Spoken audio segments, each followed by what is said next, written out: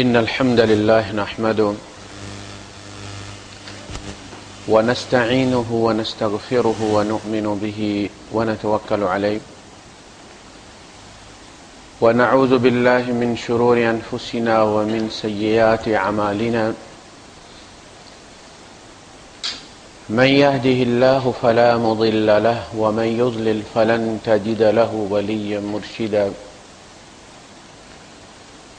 وأشهد أن لا إله إلا الله وحده لا شريك له ولا ضد ولا ند ولا مثيل له ولا مثال له وأشهد أن سيدنا ومولانا ومعلمنا ومرشدنا ومخرجنا من الظلمات إلى النور محمدا عبده ورسوله أرسله الله بالحق بشيرا ونذيرا وداعيا إلى الله بإذنه وسراجا منيرا فقد بلغ الرسالة وأدى الأمانة ونصح الأمة وكشف الغمة فترك أمته على المحجة البيضاء ليلها كنهارها لا يزيغ عنها إلا هالك اللهم صل وسلم وبارك عليه وعلى آله وصحبه وأزواجه وذرياته وأهل بيته أجمعين أما بعد فأعوذ بالله السميع العليم من الشيطان الرجيم بسم الله الرحمن الرحيم يا بني إسرائيل اذكروا نعمتي التي أنعمت عليكم وأوفوا بعهدي أوف بعهدكم وإياي فارهبون صدق الله العظيم رب اشرح لي صدري ويسر لي أمري واحلل عقدة من لساني يفقهوا قولي آمین یا رب العالمین۔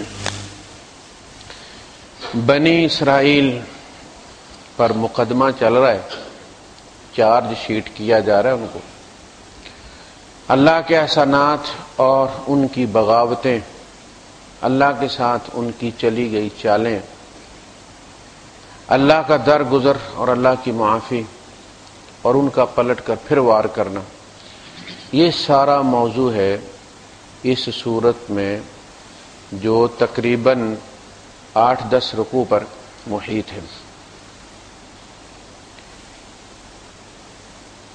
اس میں نے پہلے بھی عرض کیا تھا کہ ان کو جب ان کی معزولی کی وجہ بیان کی جا رہی ہے تو ہمیں خبردار کیا جا رہا ہے کہ اگر یہی کام تم کرو گے تو پھر یہی سزا ہم دیں گے۔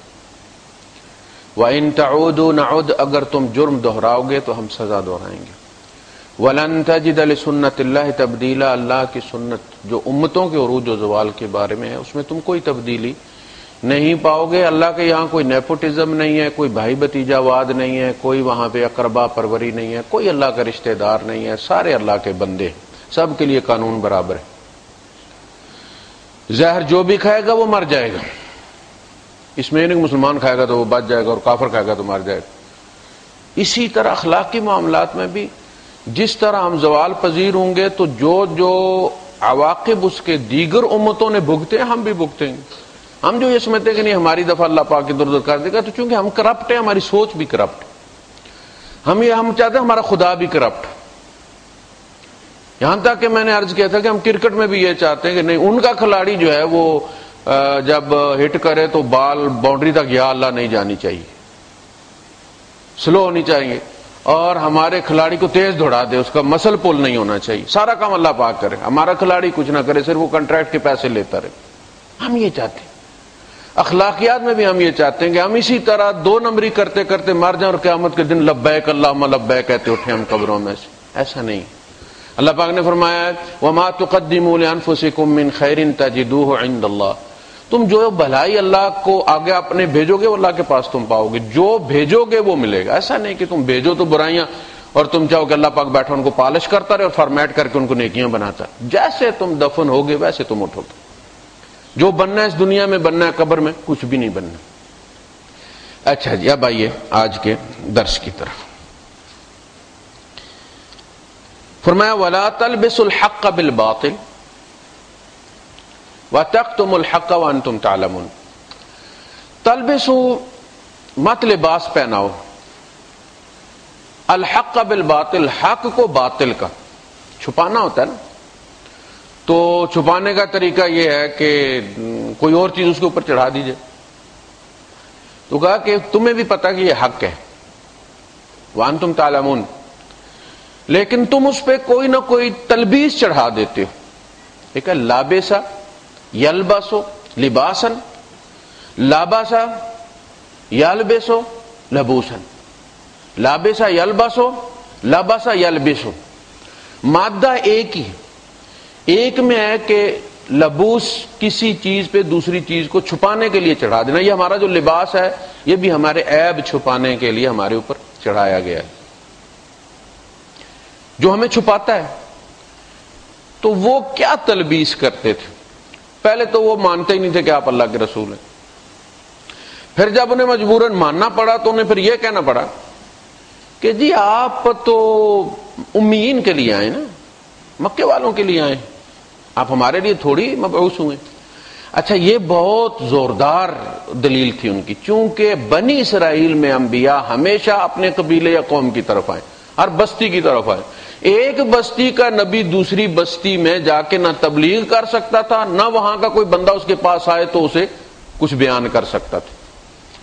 یہ بڑا عجیب معاملہ ان کا رہا ہے.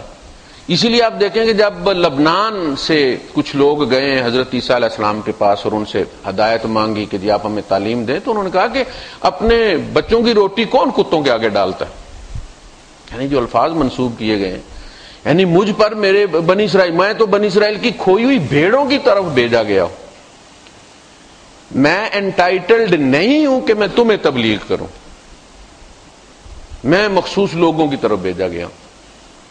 تو ان کے یہاں یہ ہوتا تھا کہ لوط علیہ السلام کی بستی الگ ہے، وہاں صرف حضرت لوط علیہ السلام تبلیغ کریں گے اور وہی پتھر کھائیں گے.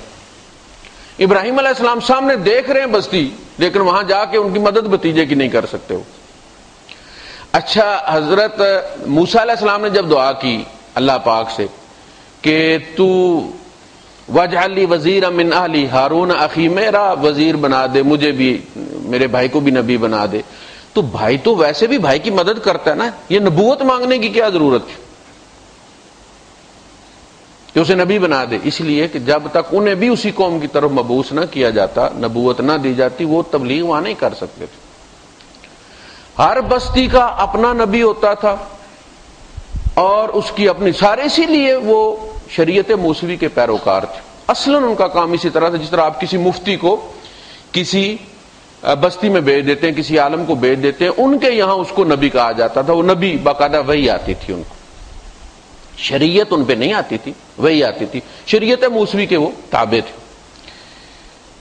اچھا، اسی لیے نبی کریم صلی اللہ علیہ وسلم نے جو فرمایا کہ میری امت کے علماء انبیاء کی طرح، تو اس سے مراد یہ ہے کہ انہیں بھی ہر بستی میں اتمام حجت کرنا ہے. اس لیے کہ اللہ پاک نے فرمایا ام من قریۃ الا خلا فیہا نذیر، کوئی بستی ایسی نہیں ہے کہ جس میں کوئی ڈرانے والا مبعوث نہ ہوا. تو ظاہر ہے اب ہر بستی میں اب حضور کے ختم نبوت کے بعد تو کوئی نبی نہیں آئے گا نا، کون یہ کام کرے گا؟ علماء.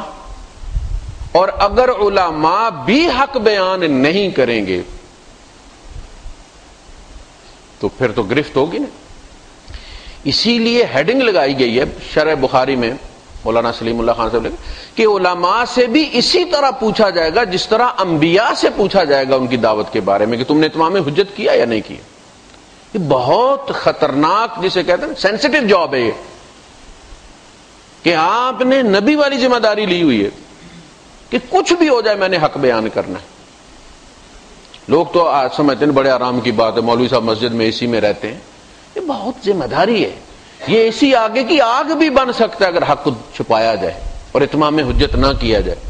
تو اس لیے ان کے پاس یہ بہانہ تھا کہ جی یہ تو مکے میں مبعوث ہوئے نا، ہمارے لیے کیسے نبی ہو گئے؟ ہمارے پاس تو، ان کے پاس تو مکے والوں کے پاس کوئی نبی آیا ہی نہیں، ہمارے پاس تو ہزاروں کی تعداد میں پڑے ہوئے اسٹاک لگا ہوا نبیوں کا، ہمیں ان کی کیا ضرورت ہے؟ یہ بات اپیل کرتی تھی یہود کو. یعنی یہ ان کے علماء دلیل دیتے تھے اپنے لوگوں کو مسلمان ہونے سے روکنے کے لیے کہ تمہیں تو پتہ نا ہر بستی کا اپنا نبی ہوتا ہے، یہ مکے والوں کے نبی ہیں. اس سے آپ اندازہ کر لیں اپنے نبی کی عظمت کا کہ بڑے بڑے اولو العزم رسول جو تھے وہ ایک ایک بستی ایک ایک قوم کی طرف بھیجے گئے. یا قومی یا قومی یا قومی، آپ سورہ اعراف میں سنیں گے. لیکن یہ واحد نبی ہے نبی کریم صلی اللہ علیہ وسلم جو اولاد ساری اولاد آدم کے لیے بھیجے گئے. آپ نے فرمایا میں ہر کالے اور چٹے کی طرف بھیجا گیا، میں ہر پیلے اور سرخ کی طرف بھیجا گیا. وَمَا أَرْسَلْنَاكَ إِلَّا كَافَّةً لِلنَّاسِ، اے نبی تیری عظمت یہ ہے کہ آپ ایک قوم کی طرف نہیں، ایک قبیلے کی طرف نہیں، ایک زبان کی طرف نہیں، آپ پوری نوع انسانیت کے رسول، اور پوری دنیا آپ کا جو ہے وہ بیٹل فیلڈ ہے، آپ کی جائے تبلیغ ہے، آپ کا اتمام حجت ہے. اس لیے یہ جو لوگ بستر اٹھا کر دنیا کے چکر لگاتے ہیں نا، اس میں بھی حکمت ہے. وہاں یہ قدم دینے بہت ضروری ہے. یہ اتمام حجت ہے. ٹی وی سے اتمام حجت نہیں ہوتا جب تک کچھ زندہ لوگ اس کو لے کر نہ پہنچے اور عمل کر کے نہ دکھائیں، ماحول بنا کے نہ دکھائیں. جو جماعت جو جس جگہ کام کر رہی ہے وہ اللہ کی حکمت کے تقاضوں کو پورا کر رہی ہے. ہمیں ان کی ٹانگیں کھینچنے کی فکر نہیں کرنی چاہیے، ان کی مدد کرنے کی کوشش کرنی چاہیے. تو یہ ایک عظمت ہے نبی کریم صلی اللہ علیہ وسلم کی. اور دوسری طرف یہ ہماری ذمہ داری بن گئی ہے، کیونکہ اب حضور ہمیں دے گئے نا، وَكَذَلِكَ جَعَلْنَاكُمْ أُمَّةً وَسَطًا لِتَكُونُوا شُهَدَاءَ عَلَى النَّاسِ. اب شہداء بن کے دکھاؤ، اب گواہ بن کے دکھاؤ کہ یہ اتمام ہو سکتا ہے. ایک بندہ سوچتا ہے کہ جی میرے اکیلے کرنے سے کیا ہوگا، میرے اکیلے کے اسلام پر عمل کرنے سے کیا ہوگا، دنیا تو ساری بگڑ گئی ہے. تیرے اکیلے اسلام پر عمل کرنے سے اتمام حجت ہوگا. تمہیں تعداد کا نہیں کہا گیا کہ اتنے بندے جنت میں لے کر آؤ، تمہیں یہ کہا گیا کہ تم حق کو پکڑ کر کھڑے رہو، کیا کہ کل قیامت کے دن جب مقدمہ چلے تو یہ کہا جا سکے کہ یہ بھی اسی زمانے کا بندہ تھا، یہ تیرا کلاس فیلو تھا، یہ تیرا آفس میٹ تھا، وہ چل سکتا تھا تو نہیں چل سکتا تھا. بات ختم ہو گئی. اتمام حجت بہت ضروری ہے. وَلَا تَلْبِسُوا الْحَقَّ بِالْبَاطِلِ وَتَكْتُمُوا الْحَقَّ وَأَنْتُمْ تَعْلَمُونَ. یعنی لباس چڑھانے کا مطلب کیا ہوتا ہے؟ چھپانا ہی مقصود ہوتا نا. تو تم سے ہو سکتا ہے وہ تم حق چھپا جاتے ہو، اور جو نہیں چھپتا اس کے اوپر لباس چڑھا دیتے ہو. جو کچرا اٹھانا ہو وہ اٹھا لیتے ہیں بندے، جو نہیں ہوتا اس پہ کچھ چادر شادر ڈال دیتے. یہ اچھا، ان کا طریقہ واردات یہ ہوتا تھا کہ ہم کہتے ہیں نا کہ بخاری شریف میں فلاں حدیث منکر ہے، بخاری میں منکر ہے، تو ہم کہتے ہیں اسے نکال کیوں نہیں دیتے. جس دن آپ نے بخاری کو چھیڑا نا، ایک حدیث نکال دیا آپ نے، اور اس کے بغیر، اس حدیث کے بغیر جو بخاری آپ پرنٹ کریں گے وہ بخاری شریف نہیں ہوگی، وہ ٹیمپر ہو جائے گی. آپ اس کی شرح لکھیں، اس کی غلطی کو واضح کریں، لیکن آپ اس کو وہاں سے چھیڑ نہیں سکتے. ان کے یہاں یہ ہوتا تھا کہ بھائی فلاں چیز پہ اعتراض ہوا تو کیا کیا کہ اس کو نکال دیا. تورات کیسے بدلی ہوئی؟ اب قرآن پہ کوئی اعتراض کرتا ہے فلاں جگہ، تو ہم کیا کریں اگر مسلمان اس آیت کو نکال دیں وہاں سے؟ اب یہ قرآن وہ والا قرآن نہیں رہا جو نبی دے کر گئے تھے. بات ختم ہو گئی. صرف ایک آیت کے ٹیمپر کرنے سے، پاسپورٹ میں صرف ایک خانہ آپ ٹیمپر کر دیں، 81 کو 84 کر دیں آپ اپنی پینسل کے ساتھ، پورا پاسپورٹ اپنے لگے ہوئے ویزوں سمیت جعلی ہو گیا. تو جو چیز ہے اس کی شرح وہیں لکھی جائے گی، اس کو نکالا نہیں جائے گا. یہ کیا کرتے تھے کہ جی فلاں چیز ہے، اب ہم چونکہ عمل اس پہ نہیں کر رہے، جب عمل نہیں کر رہے تو لوگ انگلی اٹھائیں گے، بھائی فلاں چیز آئی ہے مولوی صاحب آپ خود اس پہ عمل نہیں کرتے ہو، تو مولوی صاحب وہ گھسیٹ کے باہر ہی نکال دیتے تھے تاکہ کوئی اعتراض ہی نہ کرے. اس طرح تورات ان سے ضائع ہوئی ہے. جب آپ اس میں سے کچھ چیزیں نکال دیتے ہیں تو وہ پھر اپنا مقام کھو دیتی ہے اور اس کے بعد پھر آہستہ آہستہ زوال پذیر ہو جاتی ہے. وَأَقِيمُوا الصَّلَاةَ وَآتُوا الزَّكَاةَ، یہ یہود سے ہی کہا جا رہا ہے اور یہ نماز شروع سے چلی آ رہی ہے. اور نبی کریم صلی اللہ علیہ وسلم اعلان نبوت سے پہلے بھی نماز پڑھا کرتے تھے. ابو ذر غفاری رضی اللہ تعالیٰ عنہ اسلام لانے سے پہلے بھی نماز پڑھا کرتے تھے. جب انہوں نے صحابہ سے کہا کہ میں نماز پڑھا کرتا تھا تو انہوں نے کہا کہ آپ اس میں کیا پڑھا کرتے تھے؟ تو ان کا میں اللہ کی مناجات کرتا تھا، اللہ کی تعریف کیا کرتا تھا، اللہ کی تسبیح بیان کیا کرتا. کا منہ کدھر کرتے؟ کہتے جدھر ہو جاتا ادھر ہی اللہ ہے. اینما تولوا فثم وجہ اللہ، تم جس طرف بھی منہ پھیرو گے ادھر اللہ ہے. تو یہ نماز جب ان دونوں بھائیوں کو موسیٰ اور ہارون علیہ السلام کو مبعوث کیا گیا تو ان سے کہا گیا کہ نماز قائم کرو. وَاجْعَلُوا بُيُوتَكُمْ قِبْلَةً، اپنے ان گھروں کو قبلے کے رخ بناؤ. یعنی نماز مسجد کو قبلہ رخ بنانے کا حکم جو ہے یہ ہمیشہ سے ہوتا تھا. قبلہ کون سا تھا؟ مکے والا. مکہ جو ہے وہ آدم علیہ السلام کے زمانے میں یہاں پہ اللہ کا گھر بنایا گیا ہے اور ڈھیر سارے نبی اس کے مطاف میں دفن ہیں.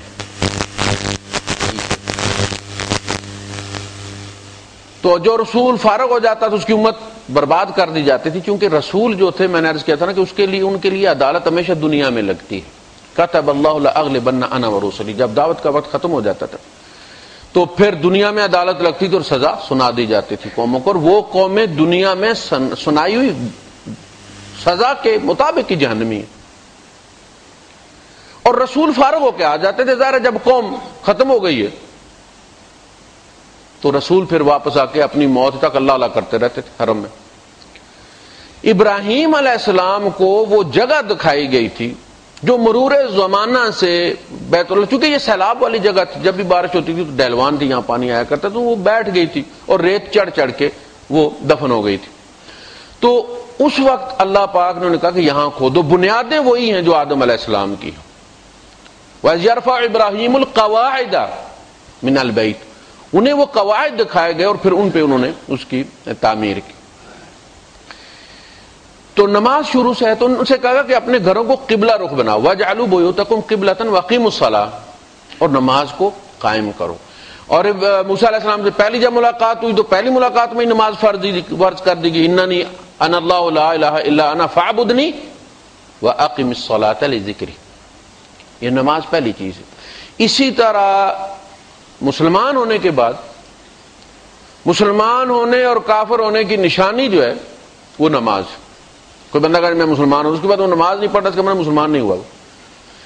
دیکھیں حج ہو سکتا ہے ساری زندگی اس کے پاس پیسے ہی جمع نہ ہو، اس لیے کہ اس کی تو استطاعت کے ساتھ شرط ہے. زکوٰۃ ہو سکتا ہے ساری زندگی، وہ کھا تو سکتا ہے دے نہیں سکتا، وہ بھی مرحلہ نہیں آئے گا. اچھا روزہ شوگر ہے جی، ڈاکٹر نے منع کیا ہوا ہے جی، اب پیچھے رہ کیا گیا ہے؟ نماز مسلمانی ثابت کرنے کے لیے رہ گئی. یہ بیمار ہو تو بھی معاف نہیں ہے، بیٹھ کے پڑھ لو، لیٹ کے پڑھ لو، پہلو کے بل پڑھ لو، لیکن پڑھو اس لیے کہ یہی تمہاری مسلمانی.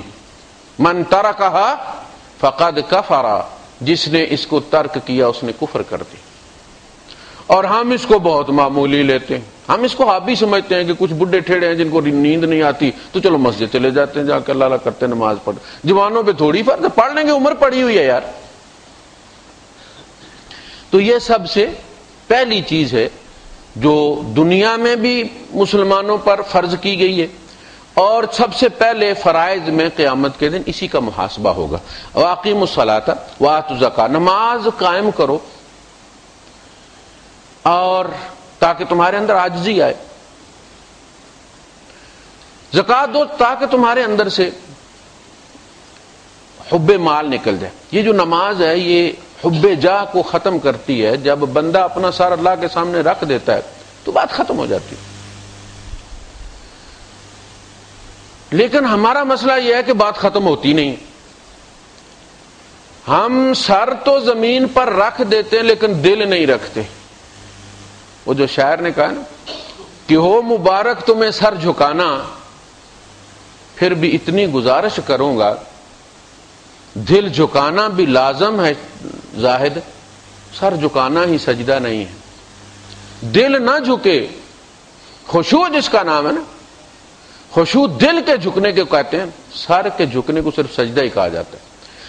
خشوع تبھی پیدا ہوتا ہے جب دل بھی اسی طرح جھک جائے، مٹی میں مل جائے اور اللہ کے سامنے ریزسٹنس نہ کرے، کوئی مقابلہ اللہ کا نہ کرے، ادھر سے حکم آئے ادھر پورا ہو جائے۔ یہ ہوتا ہے نماز کا اثر، یہ اس تربیت کا اثر ہے۔ وَأَقِيمُوا الصَّلَاةَ وَآتُوا الزَّكَاةَ، اور زکات دو تاکہ حب مال تمہارے اندر سے جائے، نماز پڑھو تاکہ حب جاہ تمہارے اندر سے نکلے۔ وَارْكَعُوا مَعَ الرَّاكِعِينَ، اور رکوع کرنے والوں کے ساتھ رکوع کرو۔ اچھا، یہود کی نماز میں رکوع نہیں ہے اور عیسائیوں کی نماز میں سجدہ نہیں ہے، یہ بڑی عجیب بات ہے۔ تو وہ کہہ سکتے، نماز تو وہ پڑھ رہے تھے نا، تو کہا گیا وہ کہہ سکتے تھے کہ جی ہم تو نماز پڑھتے ہیں، کہا نہیں، وَارْكَعُوا مَعَ الرَّاكِعِينَ، یہ والی نماز نہیں، وہ رکوع والوں والی نماز، مسلمانوں والی نماز جس میں رکوع ہے، اور جھکو جھکنے والوں کے ساتھ۔ یعنی ایک تو اس کا مطلب یہ ہو گیا، دوسرا اس کا مطلب یہ ہوا کہ پوری کائنات رب کے سامنے جھکی ہوئی، تم اکیلے ڈٹ کے کھڑے ہو جاؤ گے تو کیا کر لو گے؟ تم پوری کائنات سے لڑو گے؟ اللہ پاک نے فرمایا نا کہ تسبح لہ السماوات السبع والارض ومن فیہن وَإِن مِّن شَيْءٍ إِلَّا يُسَبِّحُ بِحَمْدِهِ وَلَٰكِن لَّا تَفْقَهُونَ تَسْبِيحَهُمْ، سارے سات آسمان، ساری زمینیں، ان کے اندر جو کچھ بھی ہے وہ سارے کا سارا اللہ کی تسبیح کر رہا ہے۔ ایک جگہ فرمایا کُلٌّ قَدْ عَلِمَ صَلَاتَهُ وَتَسْبِيحَهُ، ان میں سے ہر ایک کو اپنی نماز اور اپنی تسبیح کا پتہ ہے، بغاوت صرف تم کرتے اور سارے مسلمان ہیں۔ افغیر دین اللہ یبغون ولہ اسلم من فی السماوات والارض، تم اللہ کے دین کے علاوہ، اسلام کے علاوہ دین کوئی اور تلاش کرتے ہو، جبکہ زمین و آسمان میں سارے ہی مسلمان ہیں، سورج بھی مسلمان ہے، چاند بھی مسلمان ہے، آکسیجن مسلمان ہے، پانی مسلمان ہے، ہر چیز مسلمان ہے، یعنی وہ اللہ کے بنائے ہوئے قوانین کو مان رہے ہیں نا۔ پانی بلندی سے نیچے کی طرف اترتا ہے نا، یہ اس کا سجدہ ہے، رب کے قانون کو مانتا ہے، یہ اس کا اسلام ہے۔ کہا کہ اتنے مسلمانوں میں تم اکیلے کافر کیسے گزارا کر لو گے؟ تم اپنے آپ سے بھی لڑو گے اس لیے کہ تمہارا اپنا اندر بھی مسلمان ہے، تم ہم سے ناراض ہو کر آکسیجن کے بغیر جی نہیں سکتے، لو جی اللہ پاک، بچہ ناراض ہوتا نا تو روٹی چھوڑ کے چلا جاتا، یہ لو اپنی روٹی میں آج نہیں کھاؤں گا۔ کوئی بندہ کہ یہ لو اپنی آکسیجن نہ احسان چڑھاؤ میرے اوپر، میں بغیر آکسیجن کے جی لوں گا، کوئی کر سکتا ہے ایسے؟ وہ جو احسانات اللہ پاک نے گنوائے، نیند گنوائی، نیند کا مزہ گنوایا ہے، گولیوں سے نیند تو آ جاتی ہے، مزہ نہیں آتا۔ یہ اسی طرح جیسے کسی کو لگا کے وہ نلکی تو پیشاب نکال دیتے ہیں، اس کا پیشاب کا بھی اپنا مزہ ہے، وہ جو نیچرل پیشاب آتا ہے، قدرت نے کہا کہ ہر چیز میں ہم نے تمہارے لیے لطف رکھا، نیند میں لطف رکھا، نومکم سباتا۔ تو بندہ ان میں سے ہر اگر احسان واپس کرنا شروع کر دے، نہیں کر سکتا۔ وہ نئی نئی مشینیں ایجاد کر سکتا ہے شیو کے لیے، لیکن داڑھی کے بال بڑھنے سے نہیں روک سکتا، مجبور ہے۔ تو کہا کہ تمہارا اپنا اندر بھی، صرف دماغ میں تمہارا ایک خانہ ہے جو بغاوت کرتا ہے، باقی تو سارا سسٹم ہمارے کہنے سے ہی کام کر۔ تم سو جاتے ہو دل دھڑکتا رہتا، پھیپھڑے چلتے رہتے ہیں، تو یہ تمہارا اپنا اندر بھی، اپنے آپ سے بھی لڑو گے، باہر سے بھی لڑو گے، اللہ سے بھی لڑو گے، تو پھر آرام کی زندگی کیسے گزارو گے؟ پھر تو خودکشیاں کرو گے نا تم۔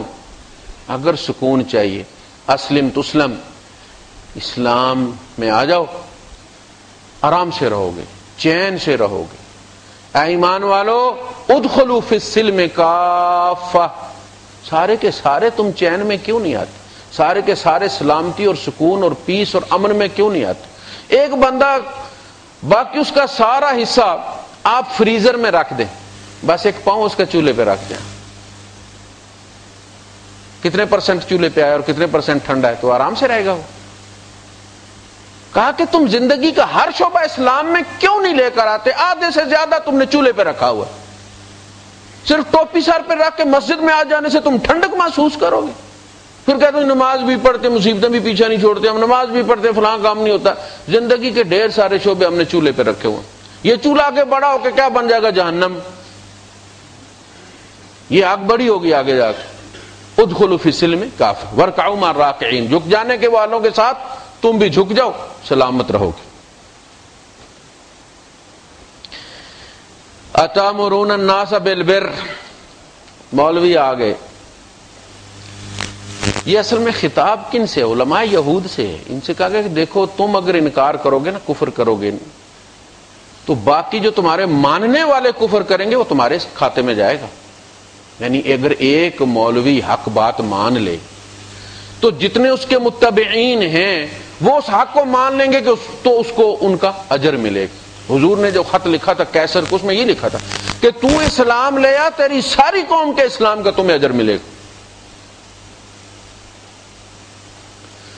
تو ان سے کہا گیا کہ تم، علماء سے کہا گیا کہ تم حق کا رستہ کیوں روک کر کھڑے؟ یعنی ان کا اسلام نہ لانا اصل میں دوسروں کے اسلام لانے میں رکاوٹ بن گیا ہوا ہے، کیونکہ شخصیت پرستی جو ہے وہ انسان کے اندر بہت زیادہ ہے۔ بت پرستی آئی اسی سے، کچھ مرے ہوئے بتوں کو پوجتے ہیں، کچھ زندہ بتوں کو پوجتے ہیں۔ حق کو تو کوئی نہیں مانتا۔ حق وہی حق ہوگا جو میرے مولوی صاحب، جس مسجد میں میں جمعہ پڑھتا ہوں وہ مولوی صاحب کہیں گے تو حق ہوگا۔ تو یہ شخصیات کے ساتھ تو نہیں، بات کے ساتھ ہے کہ بات کس کی حق ہے۔ تو ان سے کہا گیا کہ دیکھو تم اگر اسلام نہیں لاؤ گے تو جن کے سامنے تمہاری پرسنالٹی کی وجہ سے جو لوگ ایمان نہیں لائیں گے اس کا گناہ تمہیں ہوگا، اور تم ایمان لے آؤ تو جتنے لوگ تمہاری وجہ سے ایمان لے آئیں گے، وہ ہمارے کہا کرتے تھے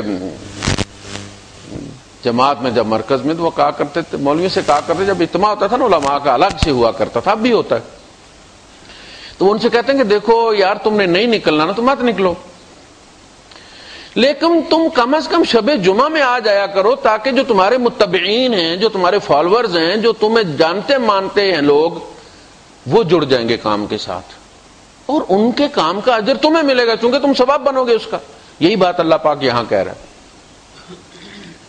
اتامرون الناس بالبر، تم لوگوں کو نیکی کے سبق دیتے ہو اور اس کی روٹی کھاتے ہو، خطبوں کی روٹی کھاتے ہو، درسوں کی روٹی کھاتے ہو، مدارس تم نے کھولے ہوئے ہیں، بڑی بڑی جاگیریں، یعنی جب عیسیٰ علیہ السلام تشریف لائے ہیں تو وہاں کوئی مدارس کی کمی نہیں، سینگاگ بہت سارے تھے، سونے چاندی سے بھرے ہوئے تھے، اس لیے کہ یہود کے یہاں میں نے آپ کو بتایا تھا نا کہ انہوں نے زکوٰۃ کا رخ اپنے مدارس کی طرف کر لیا تھا، اور اب ہمارے یہاں بھی اکثر و بیشتر اسی طرح ہے کہ لوگ چاہتے ہیں کہ چلیں جی مدارس کو دے دیں، بچے پڑھتے ہیں۔ نتیجہ یہ ہوا کہ سیاست دان بھی پیسہ لے کے ملک سے بھاگ گیا اور باقی والا مدارس میں چلا گیا، اور لوگ خودکشیاں کر رہے ہیں۔ اصل میں یہ غریبوں کا حق تھا، اصلاً جس کو ڈائیورٹ کر دیا گیا اس طرف۔ تو تم لوگوں کو تو لمبے لمبے درس دیتے ہو نیکی کے، وَتَنْسَوْنَ أَنفُسَكُمْ، اور تم اپنے آپ کو بھول جاتے ہو کہ تمہیں بھی ضرورت ہے، تمہیں بھی ڈرپ لگنی چاہیے، تمہیں بھی حق ملنا چاہیے۔ وَأَنْتُمْ تَتْلُونَ الْكِتَابَ، اور تم کتاب پڑھتے ہو۔ عجیب بات ہے کہ کتاب پڑھنا، اس کتاب کے پڑھنے کے پیسے لینا، پڑھانے کے پیسے لینا، اور خود حق قبول نہ کرنا، یہ بڑی عجیب صورتحال ہے، یہ بڑی اللہ پاک کے نزدیک یہ بہت قابل نفرت کام ہے۔ کبر مقتا عند اللہ ان تقولوا ما لا تفعلون، اللہ کے نزدیک یہ بات انتہائی بیزاری کی ہے کہ تم وہ بات کہو جو تم خود نہیں کرتے۔ یعنی ہم یہ تو کرتے ہیں کہ لوگوں پر فتویٰ لگا دیتے ہیں، کتاب کھولی اور حدیث اور فلاں فتویٰ اور فلاں فتویٰ، اور فتاوی نظیریہ اور فتاوی جناب علی ترکمانیہ اور فتاوی عالمگیری کھول اور لوگوں پہ ٹھوک دیا۔ خود ہم اپنے اوپر اس کو نہیں لگاتے، خود ڈسکاؤنٹ لے لیتے۔ آپ کو دیکھیں بیماری تو زکام بھی بیماری ہے، بلکہ بیماریوں کی ماں ہے، اور کینسر بھی بیماری ہے۔ ہر بندہ کسی نہ کسی صورت میں بیمار ہوتا ہے، لیکن اسپتال جب وہ جاتا ہے تو پھر وہاں فیصلہ ہوتا ہے کہ سی سی یو میں کون جائے گا، آئی سی یو میں کون جائے گا۔ ڈاکٹر فیصلہ کرتے ہیں اس کو ویٹنگ میں رکھو، بٹھا دو، اس کو کوئی بیڈ خالی ہوگا تو دیں گے اسے، اور اس کو فوراً پہنچانا ہے آپریشن تھیٹر میں۔ بیٹھے ہوئے سارے مریض ہیں، گناہگار تو ہم سارے گناہگار ہیں، اس میں کوئی شک نہیں ہے، لیکن ہمیں دیکھنا یہ ہے کہ کون کتنا بچ سکتا ہے اور کون کتنا حالات کی وجہ سے پھنس گیا۔ آپ جب اسے کہیں گے ایک کام آپ نے حالات کی مجبوری کی وجہ سے کیا ہے، تو اللہ کی نظروں میں آپ پاک ہو، ابھی آپ کا دامن پاک ہے، تو آگے مزید اس کو پاک رکھنے کی کوشش کرے گا۔ جب آپ اسے کہہ دو گے کہ تم نجس ہو گئے ہو، تو اس کے بعد پھر آپ کو جب ایک دفعہ پتہ چل جائے کہ میرے کپڑے پلید ہو گئے، اس کے بعد آپ احتیاط کرتے ہیں پھر انہیں پاک رکھنے کی کوئی نہیں۔ یہ وہ بات ہے کہ فلاں بندہ ایک نماز چھوڑنے کی وجہ سے پتہ نہیں 2 کروڑ اور کتنے سال جہنم میں جلے گا۔ فیس بک پہ ایک پوسٹ کسی نے کی، اور میں نے کہا بھائی صاحب جب اتنا جل لے گا تو پھر پڑھنے کی ضروری تھی، کہ پھر عادت ہو جائے گی اس ایک نماز چھوڑنے کی وجہ سے اتنے کروڑ سال جب وہ جلے گا تو پڑھتا بندہ نماز کس لیے؟ جنت میں جانے کے لیے۔ تو جب ایک کی وجہ سے بیڑا غرق ہو گیا ہے تو پھر باقی پڑھنا کیا ہے؟ پھر وہ ٹائم بھی گزار دے گا وہ۔ یہ اللہ کی رحمت سے لوگوں کو مایوس کرنے والی بات۔ کتاب ہم پڑھ رہے تھے تو اس میں ایک حدیث تھی، یہ 80s کی بات ہے، 83 84 کی بات ہے۔ میرے والد صاحب بھی بیٹھے ہوتے، گھر میں تعلیم ہو رہی تھی، حدیث پڑھی کہ جب کوئی بندہ نیکی کرتا ہے تو فرشتہ لے کے جاتا ہے آسمان کی طرف، تو پہلے آسمان والا فرشتہ کہتا ہے کدھر جا رہے ہو؟ کہتا ہے جی فلاں بندے کی نیکی لے کر جانی۔ تو کہتا ہے ادھر آؤ، یہ بندہ جو ہے یہ چغلی کرتا تھا اور مجھے حکم دیا کہ چغلی والے کی نیکی اوپر نہیں جانی چاہیے، ادھر آؤ، وہ کچرے والے ڈرم میں ادھر پھینک دو اس کو۔ اچھا جی، دوسرے بندے کی لے کر جاتا ہے وہ، تو وہ پہلے آسمان سے نکل جاتی ہے چونکہ وہ چغلی نہیں کرتا۔ دوسرے آسمان والا روک لیتا ہے، ادھر آؤ، کیا لے کے جا رہے جی؟ فلاں کی نیکی۔ ادھر آؤ، وہ غیبت کرتا تھا، مجھے حکم دیا کہ غیبت والے کی نیکی اوپر نہیں جانی چاہیے، وہ ڈالو ادھر ڈلوا دی، جیسے کسٹم والے نہیں 4 ہمارا ڈلوا دیتے ہیں، بعد میں اٹھا کے لے جاتے ہوں گے۔ 100 روپیہ دیں تو وہ چھوڑ بھی دیتے ہیں، جو نہیں دیتا زیادہ مولوی بنتا ہے اس کا وہ رکھ لیتے ہیں، گھر لے جاتے ہیں۔ اچھا، اس فرشتے نے وہ رکھوا لی، اب ایک بندے کی فرشتہ لے کر جاتا، وہ پہلا آسمان بھی کراس کر جاتا ہے، بڑا خوش قسمت ہے، دوسرا بھی کراس، تیسرے والا روک لیتا اس، ادھر آؤ، کیا یہ فلاں کی نہیں، مجھے بخل والے کی نیکی اوپر لے جانے ہو، یہ ادھر ڈال دو، پھینک دو۔ حتیٰ کہ وہ 7 کوئی ایسا خوش بخت بھی ہوتا ہے جس کی 7 آسمان کراس کر جاتے، یہاں تک کہ وہ اللہ کے دربار میں پہنچ جاتی ہے۔ اللہ پاک فرماتا ہے کہ اس کو اٹھا کے پھینک دو، اس کی نیت ٹھیک نہیں تھی، اس کو اٹھا کے پھینک دو، اس کی نیت ٹھیک نہیں تھی۔ ابھی میں نے وہ حدیث ختم کی تھی کہ میرے والد صاحب کہنے لگے یہ پھر لکھنے والے کا باپ بھی نہیں بخشا جائے گا۔ وہ اتنے پڑھے لکھے نہیں تھے لیکن ان کا سینس کام کرتا تھا کہ دنیا نیکی کرتی کوئی نہیں ہے، قیامت کس لیے بپا ہوگی؟ یہی تو تلے گا، غیبت بھی تلے گی، نیکی بھی تلے گی، یہ کہاں ڈرم رکھ کے بیٹھے ہوئے رستے میں فرشتے؟ نیکی کرتے کوئی نہیں، جو کرتا نہیں وہ فرشتے آ کے ڈنڈا لے کے کھڑے ہیں، تو کہا یہ لکھنے والے کا باپ بھی نہیں بخشا جائے گا، کون ہوگا ایسا؟ تو اسی سے پتا چل جاتا ہے کہ یہ اس کو کہتے ہیں ترہیب و ترغیب، ڈرا ڈرا کے اگلے کا پیشاب خطا کر دینا، لیکن اس کے لازماً سائیڈ ایفیکٹ ہوتے ہیں۔ اللہ پاک قرآن حکیم میں اپنی رحمت لیے کیوں بیٹھا؟ یا عبادی الذین اسرفوا علی انفسہم لا تقنطوا من رحمت اللہ، اے میرے وہ بندو جو اپنی جان پر زیادتی کر بیٹھے ہو، اللہ کی رحمت سے مایوس مت ہو، کتنا بھی بڑا گناہ کر بیٹھے، ان اللہ یغفر الذنوب جميعا، سارے بخش دے گا۔ اللہ کے رسول صلی اللہ علیہ وسلم نے فرمایا سمندروں کی جھاگ کے برابر، ریت کے ذروں کے برابر، ستاروں کی تعداد کے مطابق، بارش کے قطروں کے برابر اگر تیرے گناہ اللہ کی رحمت سے زیادہ نہیں ہے۔ وَرَحْمَتِي وَاسِعَتْ كُلَّ شَيْءٍ۔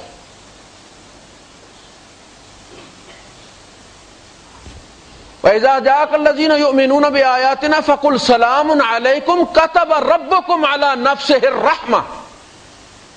جب ایمان والے آپ کے پاس آیا جائیں تو میری طرف سے انہیں سلام دو، اور انہوں نے کہا کہ تمہارے رب نے رحمت اپنے اوپر فرض کر لی ہے۔ کتب علیکم الصیام، روزے تمہارے اوپر فرض کیے گئے ہیں۔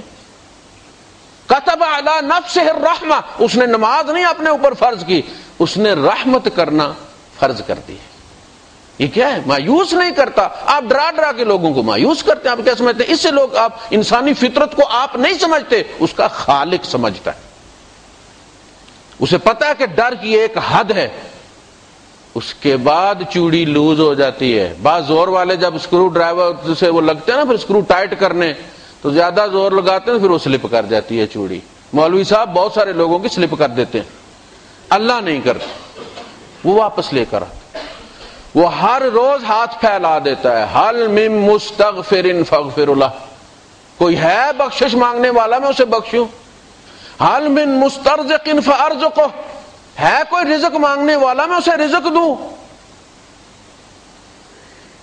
اتامرون الناس بالبر وتنسون انفسکم وانتم تتلون الکتاب فلا تعقلون، کتاب ہی پڑھتے ہو، عقل گھر چھوڑ آتے ہو۔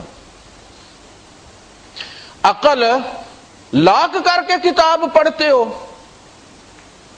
ایک آتا نا آف لائن، پیج کھولا، وہ کنٹینٹ پڑھ لیا، لیکن دوسری طرف آپ آف لائن ہو گئے۔ کہا بس یہ کرتے ہو، عقل کے معاملے میں آف لائن چلے جاتے ہو۔ افلا یتدبرون القرآن ام علی قلوب اقفالها، یہ قرآن پر تدبر نہیں کرتے یا اپنے دلوں کو لاک کر لیتے ہیں، اندر جانے نہیں دیتے۔ دیکھنا قرآن کیا کہتے ہیں، تدبر کرو، سوچو۔ ہم کہتے ہیں سوچ کے نہیں پڑھنا، سمجھ کے نہیں پڑھنا۔ اللہ پاک فرماتا ہے انزلنا، وہ ہے جس نے وہ کتاب نازل لیتدبروا، یہ آیات اس لیے نازل کی گئی ہیں تاکہ ان پر تدبر کیا جائے، سوچا جائے، فکر کیا جائے۔ لیکن ہمیں لوگوں کہتے ہیں سوچنے کی ضرورت نہیں ہے، فکر کرنے کی ضرورت نہیں ہے، بس ثواب لو تم۔ جبکہ عمل جو ہے، کردار جو ہے، وہ سوچنے سے اور تعقل سے پیدا ہوتا ہے۔ افلا تعقلون واستعینوا بالصبر والصلاۃ، نماز کے اوپر ذکر آ گیا نا، واستعینوا بالصبر والصلاۃ، اور استعانت چاہو صبر کے ساتھ اور نماز کے ساتھ۔ بڑے بڑے مفتی ہیں، بڑے بڑے مناظرے کرنے والے، کہتے ہیں جی جب ایاک نعبد و ایاک نستعین کا مطلب یہ ہے کہ ہم تیری ہی بندگی کرتے ہیں اور تجھ سے ہی مدد چاہتے ہیں، استعانت چاہتے ہیں۔ اصل میں استعانت، اعانت اور تعاون اور عون، یہ سارے ایک ہی مادہ ہے ان کا۔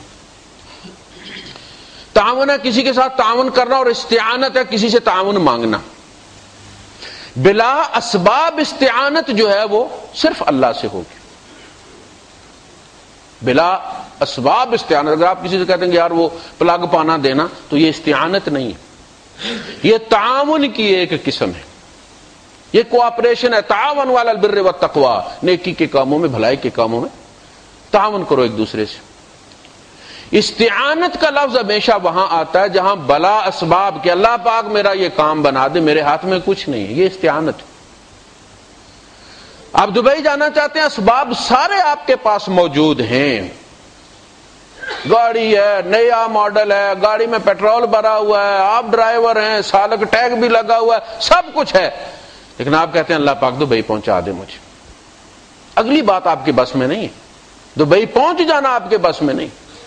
اب آپ اسباب کے ہوتے ہوئے آپ اللہ سے مدد چاہ رہے ہیں کہ وہ وہاں پہنچا دے۔ بہت سارے چلتے ہیں، وہاں پہنچتے نہیں، بہت بارے وہاں سے چلتے ہیں، یہاں نہیں پہنچتے، بہت سارے اڑتے ہیں، لینڈنگ نصیب نہیں ہوتی۔ تو استعانت بلا اسباب. وہ کیا دلیل دیتے ہیں کہ دیکھیں جی اللہ پاک جو ہے وہ کہتا ہے کہ صبر اور نماز سے استعانت لو, تو پھر یہ غیر اللہ سے استعانت ہوگی کہ نہیں؟ میں ان سے کہتا ہوں کہ نماز کسی بت کا نام ہے اور صبر کسی مزار کا نام ہے. اللہ پاک یہ کہہ رہے ہیں کہ جب تم اللہ سے مدد مانگو تو پھر پینک مت مچاؤ, اسے بلیک میل مت کرو کہ سال دے اندر دینے تے دے نہیں تے میں چل نہیں باوے شاہ کمال کول.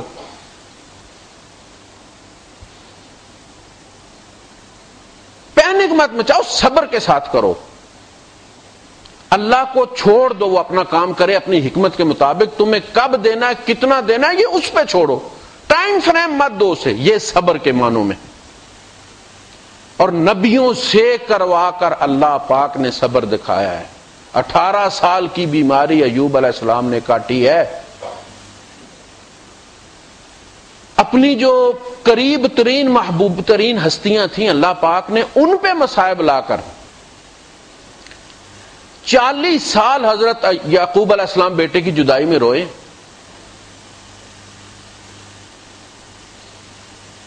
ابراہیم علیہ السلام کتنا عرصہ مانگتے رہے اولاد. زکریا علیہ السلام کتنا عرصہ اولاد ماں, بوڑھے ہو گئے. واشتعل الرأس شیبا, بڑھاپا میرے سر میں شعلہ بن کے بھڑک اٹھائے. وہن العظم, ہڈیاں کھوکھلی ہو گئی. لیکن یہ نہیں کہا دینا تو دو نہیں تو میں جا رہا ہوں. وہ خود بابے نہیں تھے تو کسی نبی نے اپنے یہاں پیدا کر لیا. جب نبی اپنے یہاں پیدا نہیں کرتا رب سے مانگ کے لیتا ہے تو ان کو ڈپو کس نے دیا ہوگی؟ آگے بانٹتے, اپنا نہیں دوسروں کو بانٹتے پھرتے. ہماری بت پرستی کی خو نہیں گئی. ہندو ہے نا, جو غریب ہے وہ مٹی کا بنا کے پوجتے ہیں, جو یہاں والے انہوں نے سونے کے بنوا کے رکھے ہوئے, سونے کے بت بنا کے رکھے ہوئے. اس کو چڑھا, وہ اگربتی جلاتے ہیں اس کے آگے اور گلے میں ہار ڈالا ہوا, اس پرنام کرتے ہیں صبح اٹھ کے. جو جتنا افورڈ کر سکتا ہے. ہم بھی اسی طرح پوجا کرتے ہیں گوشت پوشت کے انسانوں کو, خود اپنے ہاتھوں لٹا کے نیچے, پھر ہم ان سے مانگنا شروع ہو جائیں. اور ہماری مسلمانی کو کوئی ذرا بھی تکلیف نہیں ہوتی.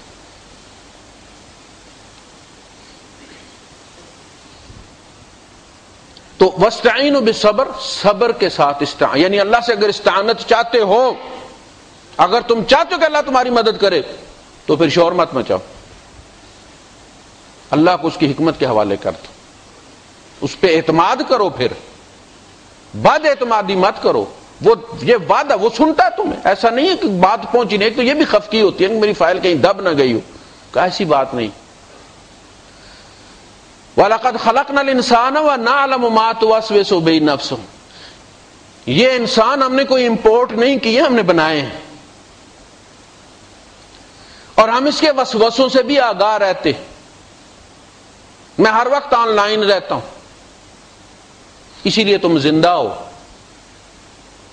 میں تمہیں ایک لمحے کے لیے بھول جاؤں تو تم غائب ہو جاؤ. آپ جن لوگوں نے یہاں پرانی مارکیٹ دیکھی ہے, پرانے ابوظہبی والے ہیں, اب وہ پرانی مارکیٹ میں وہ ہرنی کھڑی ہوتی تھی اور بڑی گھڑی سی بنی ہوئی تھی بس سٹاپ کے پاس. آپ اس کا خیال کریں, اب وہ بن گئی ہے, قائم ہو گیا, بڑا سا حال ہے. ادھر بھی وہ نسان بسیں کھڑی ہیں سرخ رنگ کی, ادھر بھی کھڑی ہیں. اب جب تک آپ کا دھیان ہے وہ مارکیٹ قائم ہے. آپ کا دھیان ہٹ گیا, ختم ہو گیا. یہ کائنات رب کا دھیان ہے, اس کی توجہ ہٹ جائے کچھ بھی نہیں. میاں محمد صاحب نے فرمایا آپ مکانوں خالی, اللہ جہاں ہے وہاں مکان کوئی نہیں ہے, مکان اس کی مخلوق اور وہ مخلوق میں سماتا نہیں ہے. مکان محدود جگہ کا نام ہے, اس کا لازماً حدود اربع ہوگا, ورنہ مکان ہوتا نہیں ہے, کوئی لمبائی چوڑائی ہوگی اس کی. غیر محدود محدود کے اندر سماتا نہیں. اللہ لا مقام ہے, مقام اس نے بعد میں تخلیق کیا ہے کلمہ کن سے. وہ اس نقطے سے جس کو پوائنٹ آف یونٹی کہا جاتا ہے, سارے اس کو مانتے ہیں کہ وہیں سے وہ دھماکہ ہوا ہے اور اس طرف کائنات بن گئی ہے. وہ اس نقطے سے اس طرف ہے جہاں کائنات نہیں ہے. آپ مکانوں خالی اس تو کوئی مکان نہ خالی، ہر ویلے ہر چیز محمد رکھدا نت سنبھالی۔ یہ جو آپ کی پلک جھپکتی ہے نا، یہ رب کے خیال میں جھپکتی ہے تو جھپکتی، اور جب وہاں سے جواب مل جاتا ہے تو پھر نہیں جھپکتی۔ یہ تعلق ہے، اس تعلق کا مراقبہ کریں رب کے ساتھ اپنا، اپنے آپ کو ہر وقت اللہ کے سامنے محسوس کریں، وہ مزہ آئے گا آپ کو کہ آپ کبھی تنہائی محسوس نہیں کریں گے، آپ انجوائے کریں گے۔ وہی بات حدیث میں کہی گی نا، ان تعبد اللہ کانک تراہ، رب کے یوں غلام بن کر رہو گویا تم رب کو دیکھ رہے ہو۔ یہ سب سے بڑا انسان کا، اللہ کے رسول صلی اللہ علیہ وسلم کے بارے میں آتا ہے کہ آپ جب کبھی سفر کر رہے ہوتے تھے تو آپ ایسے نگاہ آسمان کی طرف آپ کی اٹھتی تھی تو آپ شرما کے جو ہے وہ نگاہ جھکا لیا کرتے تھے۔ کیا دیکھتے تھے؟ اس طرح غلامی کرو، اس طرح غلام بن کر رہو کہ جیسے تم اللہ کو دیکھ رہے ہو۔ فرمایا فَإِن لَمْ تَكُنْ تَرَاهُ، اگر تم اس کو نہیں دیکھ سکتے فَإِنَّهُ يَرَاكَ، وہ تو تمہیں دیکھ رہے نا۔ جب ایک آدمی کو پتا ہو کہ میرا باپ مجھے دیکھ رہا ہے یا ماں مجھے دیکھ رہی ہے تو وہ کسی کو آنکھ مارے گا؟ سارا عشق ہرن ہو جاتا ہے نا۔ حیا نام کی ایک چیز بندے کے اندر رکھی گئی، اور جس بندے کو پتا ہو کہ میرا رب مجھ کو دیکھ رہا ہے، باپ نہیں میرا رب مجھے دیکھ رہا ہے، اس کے بعد آپ اس کو آسٹریلیا بھیج دیں یا لندن بھیج دیں، اس کو کوئی ڈر نہیں۔ اور اگر اس کا یہ مراقبہ نہیں ہے تو پھر اسے مکے میں بھی کوئی امن نہیں، وہ مکے میں بھی بلو پرنٹ دیکھتا ہے۔ اس طرح ہو جاؤ، ایک بندہ دیکھ رہا ہے، اب جب بندہ یہ دیکھے کہ بھائی وہ گاہک جو ہے وہ دیکھ رہا ہے میرے ہاتھوں کی طرف، تو وہ کوشش کرے گا ڈنڈی دبانے کی؟ نہیں۔ جب تاجر کو یہ پتا ہو کہ میں تول رہا ہوں اور میرا رب مجھے دیکھ رہا ہے، وہ صرف نماز میں نہیں دیکھتا۔ ہم نے یہ سمجھا ہے کہ اس کا کیمرہ صرف مسجد میں کام کرتا ہے، یہاں سے نکل جاؤ تو پھر ہماری مرضی ہے، پھر وہ کیسے کم تولے گا؟ تو یہ جو تصور ہے نا، اس پہ اگر آدمی مراقبہ کرے اس چیز کا کہ اللہ مجھے دیکھ رہا ہے، اللہ مجھے میرے ساتھ ہے۔ ایک صاحب کہتے ہیں، لکھتے ہیں کہ مجھے 4 سال تک میرے نانا نے اس چیز کا مراقبہ کرایا کہ اللہ مجھے دیکھ رہا ہے، اللہ ناظری، اللہ نے مجھ پر نظر جمائی ہوئی۔ پھر 4 سال دوسرا جملہ سکھایا۔ 9 سال کی عمر کے بعد وہ کہتے ہیں کہ میری حالت یہ تھی کہ میری آنکھیں نہیں اٹھتی تھی، اتنا تصور ہو گیا تھا اللہ پاک کی موجودگی کا کہ الحمدللہ اس کے بعد میں یہ دعوے سے کہہ سکتا ہوں کہ کبیرے کا ارتکاب مجھ سے کبھی نہیں ہوا۔ اپنی کتاب میں وہ لکھتے، یہ مراقبہ جو ہے۔ وَاسْتَعِينُوا بِالصَّبْرِ وَالصَّلَاةِ، نماز کیا ہے؟ نماز اس تصور کو، وہ بچے کو دیتے ہیں نا آپ ڈاٹ ڈاٹ ڈال کے اس کے اوپر وہ پینسل پھیرتا ہے، اکرے جس کو کہتے ہیں ہم شروع میں جب تختی لکھنا شروع کرتے ہیں تو یہ نماز اصل میں اکرے ڈالنا ہے۔ آپ آ کے تو اس تصور کو نئے سرے سے ریفریش کرتے ہیں کہ میں اللہ کے سامنے کھڑا ہوں، اب اللہ کے قدموں میں نے سر رکھا ہوا ہے، میں اللہ سے مدد مانگ رہا ہوں، میں اس سے کچھ وعدے کر رہا ہوں، کچھ وعدے اس سے لے رہا ہوں۔ ہم سوچ کے اگر پڑھیں، اب تو ہم بستہ بے والے مجرموں والی حاضری دیتے ہیں نا، وہ پیار والی اگر ہو نا، ہم آئیں اس سے باتیں کریں، اپنے دکھ درد اس کے سامنے رکھیں۔ آپ نماز پڑھ رہے ہیں لیکن اپنے دکھوں کی فائل آپ نے کھولی ہوئی ہے، وہ پیج الگ سے کھلا ہوا ہے اور وہ دیکھ رہا ہے، وہ جانتا ہے، اسے پتہ ہے کہ آپ کیا چاہتے ہیں۔ تو آپ جب مسجد سے نکلیں گے تو آپ کیا چہرہ سکون سے بھرا ہوگا۔ اللہ پاک نے فرمایا نا، سیماؤں فی وجوہ من اثر السجود، سجدہ کر کے بندہ نکلے تو اس کے چہرے پہ نشان نہ ہو، اس سجدے کا کوئی اثر نہ ہو۔ یہ کیسے ممکن؟ پی کر جھلک سرور کی منہ پہ نہیں آتی۔ سجدہ اگر سجدہ ہے رب کے قدموں میں تو نے کیا ہے تو یہ ممکن نہیں ہے کہ تو رب کو علی کل شیء قدیر بھی سمجھے، 70 ماہ سے زیادہ عزیز بھی سمجھتا ہو، اور رب کے قدموں میں سر رکھنے کے بعد کہیں اور جا کے درختوں کو چاٹ رہا ہے۔